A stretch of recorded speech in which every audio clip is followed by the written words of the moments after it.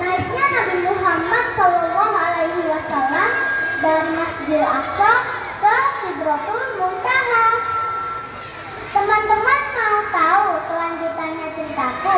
Yuk simak dan dengarkan. Al-Kisah. Seperti biasa, Rasulullah telah melaksanakan salat Isya. Rasulullah mengisi waktu luangnya dengan tidur lebih awal agar bisa dapat bangun sepertiga malam sholat tahajud. Tiba-tiba malaikat Jibril turun dari langit untuk mengunjungi Rasulullah dan ingin mengajak Rasulullah untuk perjalanan Isra dan Mi'raj. Tapi sebelum malaikat Jibril mengajak Rasulullah, malaikat Jibril membelah dada Rasulullah dan membersihkan hati Rasulullah agar lebih mensucikan diri dan menguatkan diri Rasulullah, karena Rasulullah akan diajak dengan perjalanan yang sangat luar biasa dan penuh hikmah. Rasulullah menaiki buruk yang berwarna putih mirip seperti kuda. Dengan sekejap mata, Rasulullah sampai di Masjidil Aqsa. Saat di Masjidil Aqsa, Rasulullah diajak oleh malaikat Jibril sholat di berbagai tempat. Seperti tempat pertama, yaitu Thayyibah, yaitu Madinah Al-Munawwarah. Dan yang kedua, yaitu Madyah, tempat berteduhnya Nabi Musa saat dikejar-kejar oleh Raja Fir'aun.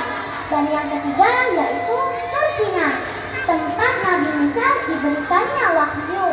Dan keempat, yaitu Bethlehem, tempat Nabi Isa dilahirkan. Setelah sholat di berbagai tempat, Rasulullah di Masjidil Aqsa disambut oleh para nabi seperti Nabi Isa alaihi wasallam, Nabi Ibrahim alaihi wasallam, dan Nabi Musa alaihi wasallam.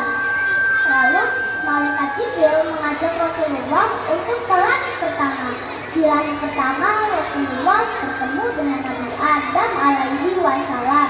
Dan di langit kedua, Rasulullah bertemu dengan Nabi Isa alaihi wasallam dan Nabi Yahya alaihi wasallam. Berlanjut di langit ketiga, Rasulullah bertemu dengan Nabi Yusuf alaihi wasallam. Di langit keempat, Rasulullah bertemu dengan Nabi Idris alaihi wasallam. Dan di langit kelima, Rasulullah bertemu dengan Nabi Harun alaihi wasallam. Di langit keenam, Rasulullah bertemu dengan Nabi Musa alaihi wasallam. Lanjut di langit ketujuh, Rasulullah bertemu dengan Nabi Ibrahim alaihi wasallam. Lalu Rasulullah pun sampai bertemu dengan Allah Subhanahu wa Ta'ala. Lalu Allah Subhanahu wa Ta'ala memerintahkan Rasulullah dan umatnya untuk sholat 50 kali dalam sehari. Lalu Rasulullah pun bertemu dengan Nabi Musa. Lalu Nabi Musa bertanya, "Hei Rasulullah, apakah yang diperintahkan oleh Allah Subhanahu wa Ta'ala untuk umatmu?"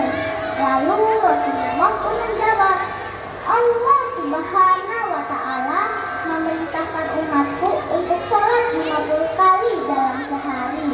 Lalu Nabi Musa pun menyuruh Rasulullah untuk kembali kepada Allah Subhanahu wa Ta'ala untuk meminta keringanan.